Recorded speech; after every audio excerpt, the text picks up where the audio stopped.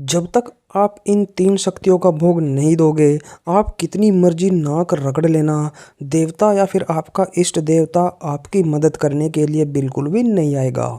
ये 3 जो शक्तियाँ होती हैं, आपके इष्ट देव से पहले आपको इनको पूजना पड़ता है। अगर आप इनको पूजने की भूल कर रहे हो, इनको नहीं पूज रहे हो, तो आपको इतना ज़्यादा फ़ायदा देखने को बिल्कुल भी नहीं मिलेगा। अगर आप चाहते हो कि आपके इष्ट देव की शक्ति आपके पास रहे, या फिर कोई ऐसा मंत्र आपके इष्ट देव का आप पर सिद्ध हो जाए, जिसके बाद आप दरबार लगा सको, या फिर आप नेगेटिव एनर्जियों का इलाज कर सको, तो इन 3 शक्तियों को भोग दिए बिना आप वो काम बिल्कुल भी नहीं कर सकते। कौन सी है वो 3 शक्तियाँ जिनको आपने अपने इष्ट देव से पहले अपने ध्यान में रख कर चलना है? इष्ट देव से भी मजबूत जो 3 शक्तियाँ हैं उनके बारे में मैं आपको बताता हूँ, इसलिए आप इस वीडियो को लास्ट तक ज़रूर देखें। वीडियो अच्छी लगे तो चैनल को सब्सक्राइब ज़रूर करिएगा। दोस्तों, जैसा कि आप सभी जानते हैं कि 3 वो शक्तियाँ, एक हमारा पितृदेव होता है, दूसरा जो है होती है वो हमारी कुल देवी होती है या फिर कुल देवता भी होता है, तीसरा जो होता है वो हमारे नगर या ग्राम का खेड़ा देवता जिसको बोलते हैं वो होता है। ये 3 शक्तियाँ हमें सबसे पहले मजबूत करनी पड़ती है। उसके बाद नंबर आता है हमारे इष्ट देवता का। इष्ट देवता हमारा कोई भी हो सकता है जिसे हम सर्वोपरि मानते हैं। जैसे मेरे इष्ट देवता की बात करें तो मेरा इष्ट देवता भगवान शिव शंकर भोलेनाथ है। आप उनको किसी भी रूप में अपना मान सकते हो। जैसे मैं भगवान भोलेनाथ को अपने बाप के तौर पर मानता हूँ कि वो मेरे सब कुछ हैं, और मेरे इष्ट देवता भी वो हैं। तो इष्ट देवता आपका कोई भी हो सकता है। किसी का हनुमान जी होता है तो किसी के कृष्ण जी या विष्णु जी भी हो सकते हैं। इष्ट देवता हमें हमेशा एक ही रखना चाहिए, इसको बार बार बदलना नहीं चाहिए। इसलिए एक इष्ट देवता सबसे पहले आप अपना बना ले, और उनको प्रसन्न करने के लिए अगर आप उनका मंत्र जाप कर रहे हो तो उससे पहले इन 3 शक्तियों की आपको पूजा करनी है, जिसमें सबसे पहले आएंगे आपके घर के पितर। हमारे घर के जो पितर होते हैं उनको हम स्थान दे के रखते हैं, उनकी पूजा की जाती है, खीर पूड़ी का उनको भोग लगाया जाता है, उनको स्नान भी कराया जाता है, और उनसे प्रार्थना की जाती है कि हे पितर महाराज, अगर हमारे घर में कोई नेगेटिव एनर्जी है उसको दूर करें और हमारे हर तरह से कल्याण करें। पितर हमारे घर में नेगेटिव एनर्जी को दूर भगाने का भी काम करते हैं। सबसे पहला भोग हर अमावस्या को उनको लगाया जाता है। अगर आप डेली भोग लगाना चाहो तो डेली भी उनको भोग लगा सकते हो। सबसे पहले उनको नहला दहला कर उसके बाद उनको भोग लगाना है। उसके बाद दूसरे नंबर पर आती है हमारी कुल देवी या फिर कुल देवता। हमारी कुल देवी या कुल देवता कोई भी हो सकता है, आप अपने बड़े बूढ़ों से पूछ सकते हैं। जैसे अगर हमारी कुल देवी की बात करें तो हमारी कुल देवी हैं माता शाकुंभरी। माता शाकुंभरी हमारी कुल देवी है तो उसको हम पूजते हैं। जैसे हम कई बार शाकुंभरी देवी के मंदिर में जाते हैं, घर से ही हलवा पूरी का भोग लेके जाते हैं, वो उनको अर्पण करके आते हैं। और कुल देवी के नाम का हर रोज़ शाम को घर में जोत भी जलानी होती है, वो हमारी कुल देवी को अर्पण होती है। तो हमें अपनी कुल देवी को मना के भी चलना होगा। तीसरे नंबर पर जो आते हैं वो आते हैं हमारे ग्राम के खेड़े देवता। जो खेड़े देवता होते हैं इनका स्थान भी सर्वोपरि माना गया है, क्योंकि कोई भी शक्ति जब भी हमारे पास आती है तो वो ग्राम के खेड़े देवता के पास से होकर आती है। अगर वो उसको अनुमति देते हैं तो तभी वो शक्ति हमारे पास आ पाती है। अगर वो अनुमति ना दें तो शक्ति पीछे ही वापस उलट जाती है।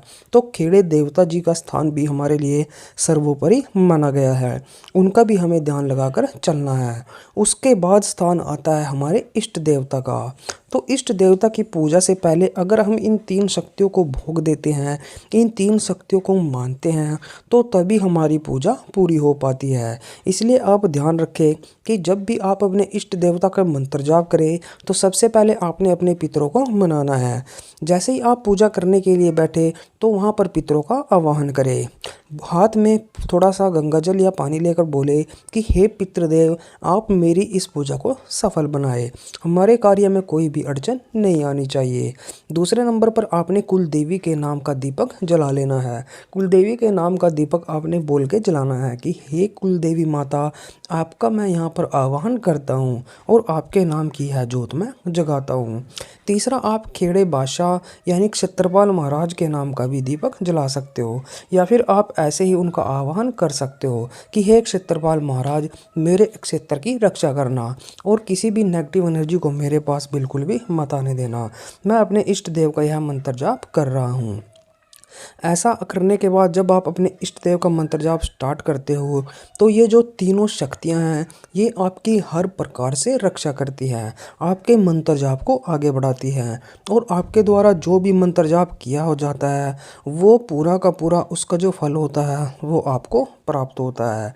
तो इस चीज़ का ध्यान रखें कि जब भी आप किसी मंत्र का जाप करें या फिर पूजा पाठ करने के लिए बैठे तो इन शक्तियों को सबसे आगे लेकर चले। अब बात यह आती है कि कई बंदों को यही नहीं पता होता कि हमारे पितर क्या हैं, पितर कौन हैं, या फिर कई बंदों ने तो पितरों का स्थान ही बनाया नहीं होता। सबसे पहले मैं आपको बता दूं कि हमारे जो पितर होते हैं वो हमारे बड़े बूढ़े होते हैं जो या तो शादी से पहले मर जाते हैं या फिर बूढ़े होकर मरते हैं, किसी बीमारी के कारण किसी भी चक्कर में अगर मर जाते हैं तो वो हमारे पितर कहलाते हैं। उनको स्थान देना काफ़ी ज़्यादा ज़रूरी होता है।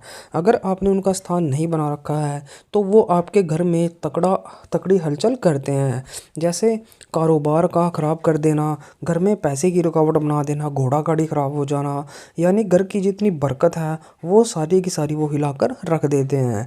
इसलिए अगर ऐसी सी समस्या आपको आ रही है तो आज से ही अपने पितरों को स्थान दे। पितरों को स्थान या तो आप अपने खेत में दे सकते हैं या फिर आप अपने घर में छत के ऊपर भी उनका स्थान दे सकते हैं। तो पितरों का स्थान देकर ही आप उनकी पूजा करें, अमावस्या निकालें, उनको नहला धुलाकर उनको स्नान कराएं, उनको घी का दिया जलाएं। आप चाहे तो तिल का दिया भी जला सकते हैं। और कुलदेवी का अगर आपको नहीं पता है तो यह भी आपको आपके बड़े बूढ़े ही बता देंगे कि हमारी कुलदेवी कौन है। अगर आपको यह नहीं पता है तो इसका मतलब कुलदेवी आपसे रुष्ट हो चुकी है। कुलदेवी के रुष्ट होने के कारण भी आपको अपने घर में काफ़ी ज़्यादा समस्याएं देखने को मिलेंगी। अगर कोई समस्याएं चल रही हैं तो आप अपनी कुलदेवी से हाथ जोड़कर माफ़ी मांगे और माफ़ी मांगने के बाद उसका हर रोज़ शाम को दिया जलाना शुरू कर दें ताकि आपकी कुलदेवी प्रसन्न हो जाए। और अगर आप शहर में रहते हो, आपको अपने क्षेत्रपाल का पता नहीं है, खेड़े का पता नहीं है, तो आप मन ही मन में जब पूजा करने को बैठे तो उस टाइम आपने मन ही मन में ऐसे अपने क्षेत्रपाल महाराज का ध्यान करना है कि हे क्षेत्रपाल महाराज, मैं आपको जानता नहीं, आप जहाँ भी हो मेरी तरफ से यह भोग स्वीकार करें, मेरी पूजा को सफल बनाएं। अगर मुझसे कोई गलती हो गई हो तो उसे माफ़ करें, मेरी गलतियों को माफ़ आपने करना है, मैं आपको आपका ये भोग देता हूँ।